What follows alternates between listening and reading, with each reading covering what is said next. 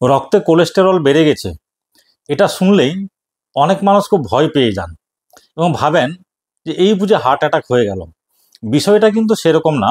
Cholesterol একটা অতি প্রয়োজনীয় জিনিস আমাদের শরীরের মধ্যে, নানা রকম জৈবিক কাজ করে থাকে। আজকে আমরা দেখব যে কোলেস্টেরলের মধ্যে কি কি আছে, আর কি কি লিপিড আমাদের শরীরে বা রক্তের মধ্যে থাকে, তাদের কাজ কি, সেটা আমাদের কি উপকার করে এবং কখন ক্ষতি করে, কিভাবে করে, এবং আমরা তার কি সতর্কতা অবলম্বন করব এবং চিকিৎসা কি।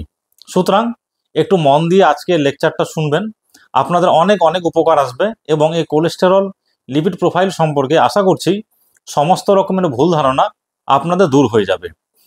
প্রথমেই শুরু করি, কোলেস্টেরল জিনিসটা কি। কোলেস্টেরল হচ্ছে একটা 27টা কার্বন দিয়ে তৈরি একটা জৈবিক পদার্থ, যেটা আমাদের শরীরে থাকে এবং এটা তৈরি হয় অ্যাসিটাইল কোয়ে নামক এক ধরনের পদার্থ থেকে, যেটা আমাদের লিভার সেলের মধ্যে তৈরি হয়। এবং এই যে কোলেস্টেরল তৈরি, এটা যখন মধ্যরাত্রি হয় তখন তৈরি হওয়াটা বা সিনথেসিসটা সব থেকে বেশি হয়, কারণ তখন আমাদের ক্যালোরি ইনটেক একদম থাকে না। এবার হচ্ছে প্রথমে আমি আলোচনা করব যে কোলেস্টেরল আমাদের শরীরে কি কি কাজ করে। অনেক গুরুত্বপূর্ণ কাজ করে, যেমন হচ্ছে আমাদের যে কোষ পর্দা থাকে সে কোষ পর্দার গঠনে সাহায্য করে। সুতরাং যদি কোলেস্টেরল না থাকে বা কমে যায় তাহলে কিন্তু আমাদের কোষের যে স্ট্রাকচারাল ইন্টিগ্রিটি সেটা কিন্তু মেনটেন হবে না। তারপর হচ্ছে যে আমাদের যে লিভার আছে, লিভারের মধ্যে যে বাইল অ্যাসিডগুলো তৈরি হয় বা বাইল সল্ট, যেগুলো আমাদের যে আমরা যে ফ্যাট জাতীয় খাবার খাই সেগুলোর পরিপাক এবং শোষণে সাহায্য করে এই বাইল সল্ট বা বাইল অ্যাসিড। সুতরাং কোলেস্টেরল যদি না থাকে তাহলে বাইল সল্টগুলো তৈরি হবে না এবং আমরা যে সমস্ত চর্বি জাতীয় খাবার খাই সেগুলোর পরিপাক হবে না এবং শোষণ হবে না। আমাদের নানা রকম সমস্যা দেখা দেবে, পেটের সমস্যা, হজমের সমস্যা, অনেক ভিটামিন নিউট্রিয়েন্ট ডেফিসিয়েন্সি দেখা দেবে। সুতরাং কোলেস্টেরল আমাদের ফ্যাট জাতীয় খাবারকে শোষণে এবং পরিপাকে সাহায্য করে বাইল সল্ট তৈরি করার মাধ্যমে। 3 নম্বর কাজ হচ্ছে যে আমাদের শরীরে অনেক রকম ইম্পর্টেন্ট হরমোন তৈরি হয় কোলেস্টেরল থেকে, যেরকম হচ্ছে একটা কর্টিসল।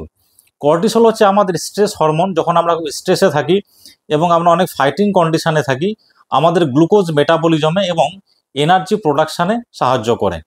আর যে মেল হরমোন টেস্টোস্টেরন, সেটাও কোলেস্টেরল থেকে তৈরি হয় এবং ফিমেলদের যে হরমোন যেমন হচ্ছে ইস্ট্রোজেন, প্রোজেস্টেরন, সেটাও কিন্তু কোলেস্টেরল থেকে তৈরি হয়। তাহলে বুঝতেই পারছেন কোলেস্টেরল থেকে অনেকগুলো ইম্পর্ট্যান্ট সেক্স স্টেরয়েড হরমোনগুলো তৈরি হয়। তারপরের কাজটা হচ্ছে এই যে আমরা ভিটামিন ডি নিয়ে এত কথা বলি, ভিটামিন ডি তৈরি হয় কোলেস্টেরল থেকে সূর্যালোকের উপস্থিতিতে এবং তার নানা রকম বায়োলজিক্যাল প্রসেস আছে, সেইটা আমি ডিটেলসে আজকে বলবো না। কিন্তু মূল বক্তব্য হলো যে কোলেস্টেরল থেকেই এবং সূর্যালোকের উপস্থিতিতে এবং আরও কিছু রাসায়নিক বিক্রিয়ার মাধ্যমে আমাদের শরীরে ভিটামিন ডি তৈরি হয়। এই ভিটামিন আমাদের শরীরে কি কাজ করে? আমাদের রক্তে এবং বোনের মধ্যে অর্থাৎ হাড়ের মধ্যে ক্যালসিয়াম এবং ফসফরাসের মাত্রাটাকে সবসময় নিয়ন্ত্রণ করে। যদি কারো ভিটামিন ডি ডেফিসিয়েন্সি অভাব হয় তাহলে ক্যালসিয়ামের অভাব হবে এবং আমরা জানি যে যদি ক্যালসিয়ামের অভাব হয় তাহলে বাচ্চাদের রিকেটস হয় এবং বড়দের অস্টিওম্যালেসিয়া হয়। তাহলে ক্যালসিয়াম এবং ফসফরাসের মেটাবলিজমে ভিটামিন ডির একটা বিশাল বড় ভূমিকা আছে, যে ভিটামিন ডি তৈরি হয় কিন্তু কোলেস্টেরল থেকে। ভিটামিন ডি আর কি কি কাজ করে, যেমন আমাদের কার্ডিয়াক হেলথ অর্থাৎ হার্টকে ভালো রাখতে সাহায্য করে। আমাদের যে মেন্টাল হেলথ অর্থাৎ মানসিক যে স্বাস্থ্য এবং আমাদের যে স্মৃতিশক্তি, সেইটাও কিন্তু ভিটামিন ডি নিয়ন্ত্রণ করে থাকে। মানুষের যে কগনিটিভ ফাংশন, মানে হচ্ছে যে তার কথা বলা, social recognition, social behaviour, social interaction মনে রাখা, তার যে নিজস্ব নিজেকে মেনটেন করা, এই যে পুরো কগনিটিভ স্পেকট্রাম, এটাও কিন্তু ভিটামিন ডি মেনটেন করে থাকে। এবং ভিটামিন ডির আরেকটা ইম্পর্টেন্ট কাজ হলো আমাদের শরীরে যে ইমিউনিটি সিস্টেম অর্থাৎ অনাক্রমতা সিস্টেম রয়েছে সেটাকেও মেনটেন করে এবং আমাদেরকে নানা রকম জীবাণুর হাত থেকে প্রতিরোধ ক্ষমতা গড়ে তুলতে সাহায্য করে এবং নানা রকম অটো ইমিউন ডিজিজ থেকে রক্ষা করে। তাহলে বুঝতেই পারছেন যে কোলেস্টেরল আমাদের শরীরে একটা অতি প্রয়োজনীয় জিনিস।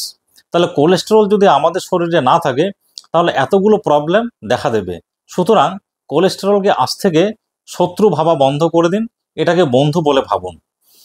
এবার আসি যে আমাদের শরীরে কোন কোন কোলেস্টেরল আছে। যেমন যখন আমরা লিপিড প্রোফাইল রিপোর্ট করে থাকি, দেখবেন প্রথমেই লেখা থাকে টোটাল কোলেস্টেরল, তারপরে কিছু ফ্র্যাগমেন্টেশনগুলো দেওয়া থাকে।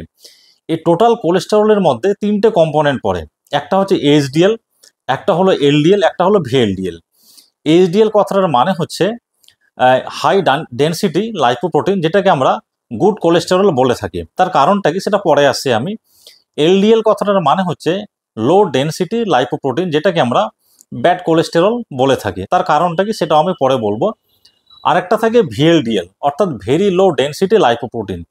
এই যে আমরা কোলেস্টেরল বললাম, টোটাল কোলেস্টেরল, তাহলে এর মধ্যে 3টে জিনিস আসছে, একটা হলো এইচডিএল, একটা হলো এলডিএল এবং একটা ভিএলডিএল। এই কোলেস্টেরলগুলো মূলত হচ্ছে লাইপোপ্রোটিন, অর্থাৎ লিপিড এবং প্রোটিন দ্বারা এগুলো তৈরি হয়। এবং এদের সাইজ এবং মানে কম্পোনেন্টগুলো কতটা পার্সেন্টেজে থাকে সেই হিসাবে এদের ডেনসিটি বা গাঢ়ত্বের তারতম্য হয়। সেই হিসাবে এদের নামকরণ করা হয়েছে হাই ডেনসিটি, লো ডেনসিটি এবং ভেরি লো ডেনসিটি। প্রথমেই শুরু করি এলডিএল দিয়ে। এলডিএলকে বলা হয় ব্যাড কোলেস্টেরল বা খারাপ কোলেস্টেরল। তার কারণটা কি? এলডিএল সম্পর্কে একটু ছোট্ট করে বলা যাক। এলডিএল এর সাইজ নানা রকমের হয়, একটা হচ্ছে বড় সাইজের হয়, একটা মধ্যবর্তী সাইজ হয় এবং একটা খুব ছোট সাইজের হয়। এই ছোট সাইজের কোলেস্টেরলগুলোই আমাদের জন্য কিন্তু বেশি ক্ষতিকারক। এই এলডিএল কোলেস্টেরল যত ছোট হবে, অর্থাৎ ছোট পার্টিকেল সাইজটা যত ছোট হবে এবং তার গাঢ়ত্ব বা কনসেন্ট্রেশন ব্লাডে যত বেশি হবে, আমাদের ধমনির মধ্যে জমে গিয়ে অক্সিডাইজড হয়ে একটা প্রসেস শুরু করে যার নাম হচ্ছে অ্যাথেরোস্ক্লেরোসিস, যেখানে ধমনির মধ্যে জমা হয়ে হয়ে ধমনিটাকে ন্যারো করে দেয়, সরু করে দেয় এবং রক্ত চলাচলে বাধা ঘটায়। হার্টের মধ্যে এটা হলে এটাকে বলি আমরা হার্ট অ্যাটাক, ব্রেনের মধ্যে এটা হলে আমরা বলি স্ট্রোক, আর যদি আমাদের শরীরের পেরিফেরিতে কোনো হয় সেটাকে আমরা বলি পেরিফেরাল আর্টারিয়াল ডিজিজ।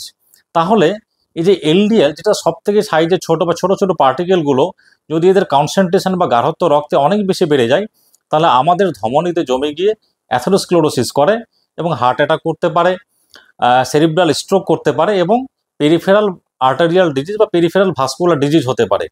সেই জন্যেই এলডিএলকে বলা হয় ব্যাড কোলেস্টেরল। এবার এইচডিএলকে তাহলে গুড কোলেস্টেরল কেন বলা হয়? এই এইচডিএল যেটা করে, আমাদের রক্তে যদি এলডিএল বেড়ে যায় বা বেশি থাকে, সেইটাকে লিভার সেলের মধ্যে নিয়ে যায় এবং এলডিএল এর মেটাবলিজম করিয়ে আমাদের রক্তে এলডিএল এর মাত্রাটাকে কমিয়ে দেয়, যাতে করে আমাদের ওই অন্যান্য প্রবলেমগুলো যেটা অ্যাথেরোস্ক্লেরোসিস থেকে হচ্ছে সেগুলোকে কমিয়ে দেয়। সেই জন্য এইচডিএলকে গুড কোলেস্টেরল বলা হয়। ভিএলডিএলটাও one type of bad cholesterol, কিন্তু সেটাকে আলাদাভাবে ব্যাড কোলেস্টেরল বলা হয় না। অর্থাৎ যদি মানুষের রক্তে এইচডিএল এর মাত্রাটা কমে যায়, এলডিএল এবং ভিএলডিএল বেড়ে যায়, তাহলে ধমনির মধ্যে অ্যাথেরোস্ক্লেরোসিস হওয়ার প্রবাবিলিটি অনেক বেশি বেড়ে যায়।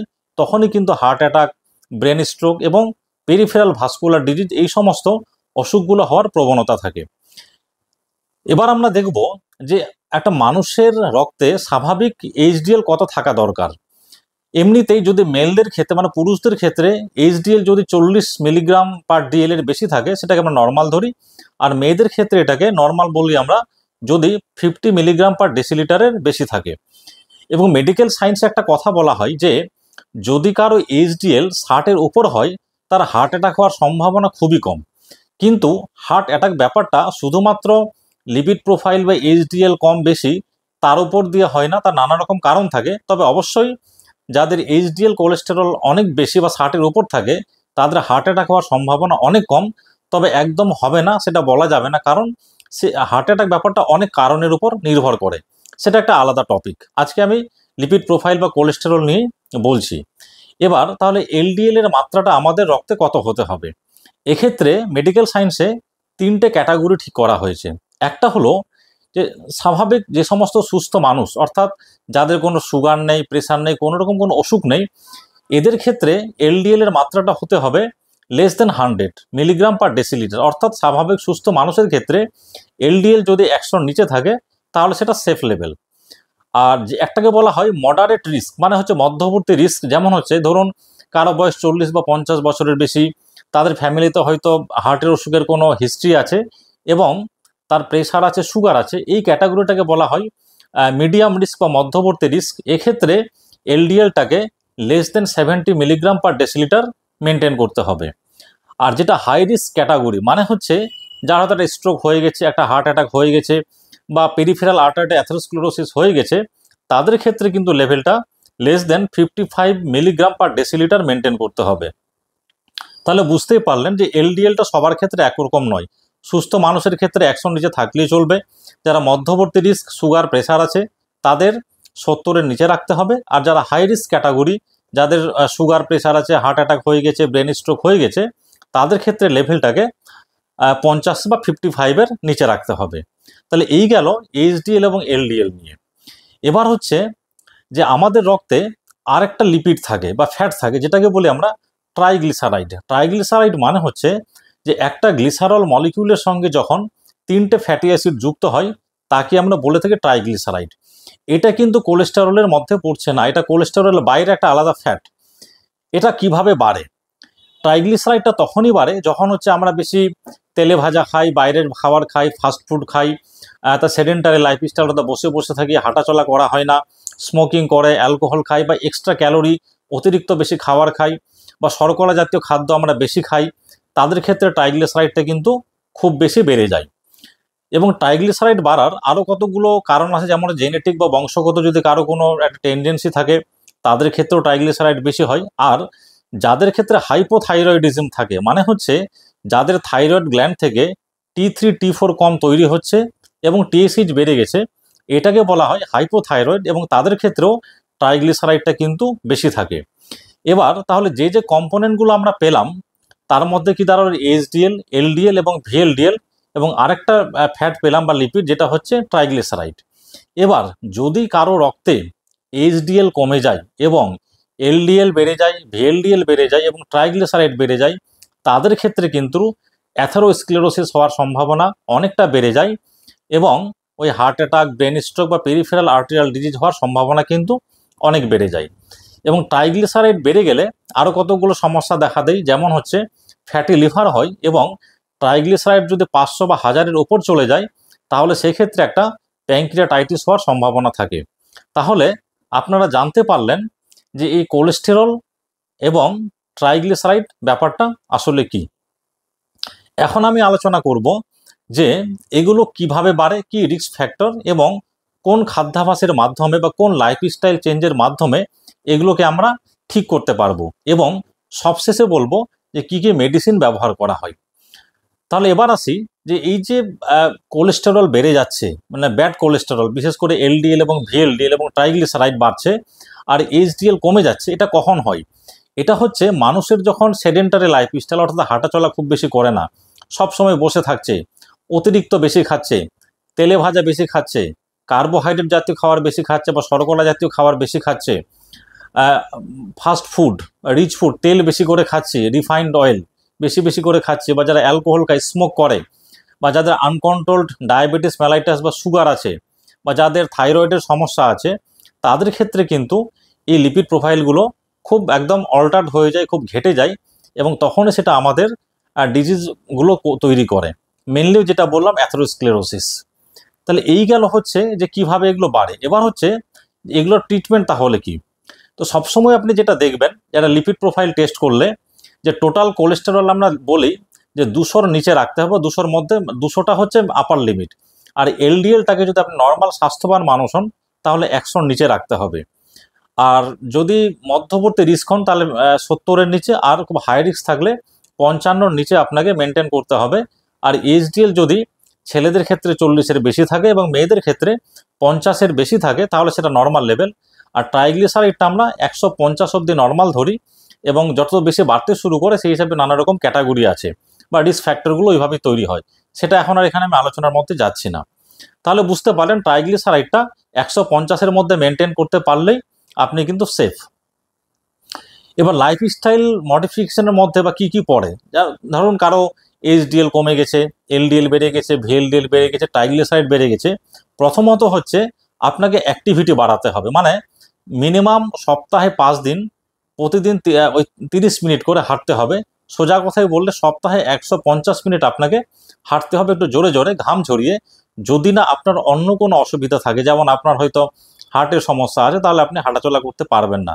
সেটা অবশ্যই ডাক্তারের পরামর্শ অনুযায়ী আপনাকে করতে হবে। জল খেতে হবে, পর্যাপ্ত পরিমাণে ঘুমোতে হবে 7 থেকে 8 ঘন্টা, স্ট্রেসফুল লাইফ লিড করতে হবে, অর্থাৎ বেশি হেড অ্যাংজাইটি বা টেনশন বা বেশি মানসিক চাপ থেকে মুক্ত থাকতে হবে। আপনি যদি স্মোক করে থাকেন সেটা ছাড়তে হবে, অ্যালকোহল যদি খেয়ে থাকেন সেটা বাদ দিতে হবে, ফাস্টফুড আপনাকে বাদ দিতে হবে বা কমাতে হবে, মডারেশন করতে হবে। আর জাঙ্ক ফুড এগুলো খাওয়া যাবে না। ফাইবার জাতীয় খাবার বেশি খেতে হবে, শাকসবজি খেতে হবে, আপনাকে মাছ খেতে হবে, কারণ মাছের মধ্যে একটা ইম্পর্টেন্ট জিনিস থাকে যেটা হচ্ছে ওমেগা 3 ফ্যাটি অ্যাসিড। এই ওমেগা 3 ফ্যাটি অ্যাসিডের মধ্যে দুটো জিনিস পড়ে, একটা হচ্ছে আইকোসা পেন্টানোইক অ্যাসিড এবং আরেকটা হচ্ছে ডোকোসা হেক্সানোইক অ্যাসিড। এগুলো কি করে আমাদের শরীরে ভালো কোলেস্টেরলগুলোকে বাড়ায়, ট্রাইগ্লিসারাইড কমায় এবং ব্যাড কোলেস্টেরলটাকে কমায়। তাহলে এটা আপনার জন্য উপকারী। এবং যে সমস্ত ফ্রুটস বা নাট এগুলো খেতে পারেন বা ফ্রুটস খেতে পারেন, ভেজিটেবল বেশি করে খাবেন, তাহলে এগুলো করলেই আপনি কিন্তু অনেকটা ভালো থাকতে পারবেন। আপনার লাইফস্টাইল মডিফিকেশনের মাধ্যমে এই অল্টার লিপিড প্রোফাইলটা অনেক সময় ঠিক হয়ে যায়। তাহলে এতগুলো জিনিস গেল আপনার কি কারণে হয়, কিভাবে বাড়ে, কি খাবার খাবেন, কি লাইফস্টাইল মডিফিকেশন করবেন। এবং এতে করেও যদি দেখা যায় যে কন্ট্রোল হচ্ছে না বা কোনো রিস্ক ক্যাটাগরি আছে, তখন হচ্ছে ডাক্তারের পরামর্শ অনুযায়ী আপনাকে ওষুধ খেতে হবে এবং ওষুধের ডোজটা কেমন হবে সেটাও কিন্তু ডাক্তারবাবু ঠিক করবেন, নিজের ইচ্ছেতে সেটা খাবেন না। বা যে যে মেডিসিনগুলো আমরা ব্যবহার করে থাকি, একটা হল স্টেটিন গ্রুপ যেটাকে বলি আমরা, যেমন নাম শুনে থাকবেন আপনারা অ্যাটোরোভাস্টেটিন বা রোজোভাস্টেটিন, এগুলোকে আমরা স্টেটিন গ্রুপের মধ্যে রাখি। এই ড্রাগগুলো যেটা করে যে কোলেস্টেরলের তৈরি হওয়াটাকে বন্ধ করে দেয়। একটা এনজাইম আছে যার নাম হচ্ছে HMG3 রিডাক্টেজ বা HMG কোয়ে রিডাক্টেজ। এই এনজাইমটাকে ব্লক করে দেয় এবং কোলেস্টেরলের সিনথেসিস বা তৈরি হওয়াটাকে লিভারের মধ্যে বন্ধ করে দেয়। এবং ওষুধগুলো দেওয়ার নিয়ম হচ্ছে রাত্রে 10টার সময়। কারণ হচ্ছে যে আমি প্রথমেই বলেছিলাম যে এই যে কোলেস্টেরল তৈরি হয় লিভারের মধ্যে, এর ম্যাক্সিমাম লেভেলটা পৌঁছে মধ্যরাত্রি। তাহলে যদি ঘুমানোর সময় রাত্রে 10টার দিকে ওষুধটা দেওয়া যায়, তাহলে মধ্যরাত্রে গিয়ে কোলেস্টেরল সিনথেসিসটাকে ভালো কন্ট্রোল করতে পারবে এবং আপনার রক্তে কোলেস্টেরলের নিয়ন্ত্রণটা খুব ভালো হবে। সেই জন্যে ওষুধগুলোকে আমরা রাত্রে 10টার দিকে ঘুমানোর সময় দিয়ে থাকি। আরেকটা মেডিসিন আছে যেটাকে আমরা বলি এজেটিমাইব। এজেটিমাইব যেটা করে, আমরা খাওয়ারের মাধ্যমে যে কোলেস্টেরল খাই, সে কোলেস্টেরলটাকে আমাদের পেট থেকে শোষণ করে রক্তে যেতে বাধা দেয়। এইভাবে এজেটিমাইব কাজ করে। আরেকটা মেডিসিন ক্যাটাগরি আছে যেটাকে আমরা বলি PCSK9 ইনহিবিটর, অ্যালিরো কিউরোম্যাপ। যেটা হচ্ছে কি করে না, আমাদের রক্তে যে ব্যাড কোলেস্টেরল অর্থাৎ LDL সেইটাকে লিভারের মধ্যে নিয়ে গিয়ে তার মেটাবলিজম করিয়ে লিভার আমাদের রক্তে LDL এর মাত্রাটাকে কমিয়ে দেয়। এগুলো হচ্ছে খুব ভালো কাজ করে, কিন্তু দাম অনেক বেশি হওয়ার কারণে আমরা এগুলো সচরাচর ব্যবহার করতে পারি না। যাদের ক্ষেত্রে কোলেস্টেরল একদমই কমানো যায় না, খুব হাই রিস্ক ক্যাটাগরি আছে, সমস্ত রকম লাইফস্টাইল মডিফিকেশন করেও আমরা চেঞ্জ করতে পারছি না, তখন হচ্ছে আমরা এই PCSK9 ইনহিবিটরগুলো ব্যবহার করে থাকি। আরেকটা মেডিসিন হচ্ছে বাইল অ্যাসিড সিকুয়েস্ট্রেন্ট, যেটাকে আমরা কোলেস্টাইরামিন বলি। এরা কি করে না, আমাদের লিভার থেকে যে বাইল সল বা সেগুলো যায়, যেগুলো আমাদের ফ্যাটের পরিপাক এবং শোষণে সাহায্য করে, সেই বাইলটাকে বন্ধ করে কি করে না আমাদের পেটের মধ্যে ফ্যাট জাতীয় খাবারগুলোকে পরিপাক এবং শোষণে বাধা দেয়। সেটা আমাদের স্টুল দিয়ে পায়খানার সাথে বেরিয়ে যায়, যার ফলে রক্তে কোলেস্টেরলের মাত্রাটা নিয়ন্ত্রণে থাকে। আরেকটা হচ্ছে ফাইব্রেট জাতীয়, যেমন ফেনোফাইব্রেট বা গেম ফাইব্রোজিল। এগুলো কি করে, এটা হচ্ছে বেসিক্যালি রক্তের ট্রাইগ্লিসারাইডের পরিমাণটাকে কমাতে সাহায্য করে। LDL বা HDL এগুলোতে খুব একটা বেশি এদের প্রভাব দেখা যায় না। আরেকটা মেডিসিন নিয়াসিন বা যেটা ভিটামিন B3, এটা আমরা খুব একটা ব্যবহার করি না, কারণ নানা রকম সাইড এফেক্ট আছে, সেই জন্য এটা ব্যবহার করা হয় না। এখন আরেকটা ওষুধ বেরিয়েছে যেটা কোলেস্টেরল কমানোর ক্ষেত্রে সাহায্য করে বা হেল্প করে। ওষুধটার নাম হচ্ছে বেম্পেডয়িক অ্যাসিড। এটাও বেসিক্যালি কোলেস্টেরলের সিনথেসিসটাকে বা সংশ্লেষণটাকে বন্ধ করে আমাদের রক্তে কোলেস্টেরলের মাত্রাকে নিয়ন্ত্রণে রাখতে হেল্প করে। তাহলে আজকে আপনারা জানতে পারলেন কোলেস্টেরল সম্পর্কে এতগুলো কথা। আমার শেষে, এই ভিডিও শেষে একটাই আপনার বক্তব্য যে কোলেস্টেরল দেখে ভয় পাবেন না। কোলেস্টেরল আমাদের খুব ভালো বন্ধু, আমাদের নানা রকম হেলথ ডিজিজ থেকে আমাদেরকে প্রিভেন্ট করে। সুতরাং কোলেস্টেরলকে ভয় না পেয়ে ডাক্তারের সঙ্গে পরামর্শ করে লাইফস্টাইল মডিফিকেশন করে তারপর যে দরকার হয় ওষুধ খাবার তাহলে ওষুধ খাবেন এবং অত বেশি ভাববেন না। আমাদের অসুখ হওয়ার পিছনে একটা সবথেকে বড় কারণ হলো যে আমরা ছোটোখাটো জিনিসকে নিয়ে অতিরিক্ত ভাবি এবং কোলেস্টেরল বেঁচে গেলে মানে আমার কোলেস্টেরল হয়ে গেছে, আমার বেড়ে গেছে বলে আমরা হাঁপিতে শুরু করে দিই। যেটা একদমই করবেন না। মেন্টালি রিল্যাক্স থাকবেন, ডাক্তারবাবুর পরামর্শ নেবেন, আপনারা ভালো থাকবেন। আপনাদের স্বাস্থ্য ভালো থাকুক এই উদ্দেশ্যে আমি এই ভিডিওগুলো করি এবং ভবিষ্যতে পরপর এইভাবে নানা রকম ভিডিও আমি নিয়ে আসবো আপনাদের সামনে অনেক নতুন নতুন তথ্য নিয়ে, যেটা আপনাদের খুব কাজে লাগবে। আপনারা সবাই ভালো থাকবেন। আশা করছি আজকের ভিডিওটা আপনাদের খুব উপকারে আসবে, কাজে লাগবে। আমাকে সাপোর্ট করবেন, আমাকে ফলো করবেন আর শেয়ার করবেন, বেশি বেশি লাইক করবেন, কমেন্ট করবেন। কি জানতে চান, কি বুঝতে পারছেন না আমাকে পজিটিভ কমেন্টের মাধ্যমে জানাবেন, তাহলে আমি অনেক বেশি উপকৃত হব এবং আপনাদের জন্য নতুন নতুন তথ্য নিয়ে আমি আপনাদেরকে সমৃদ্ধ করতে পারবো। আপনারা সবাই ভালো থাকবেন।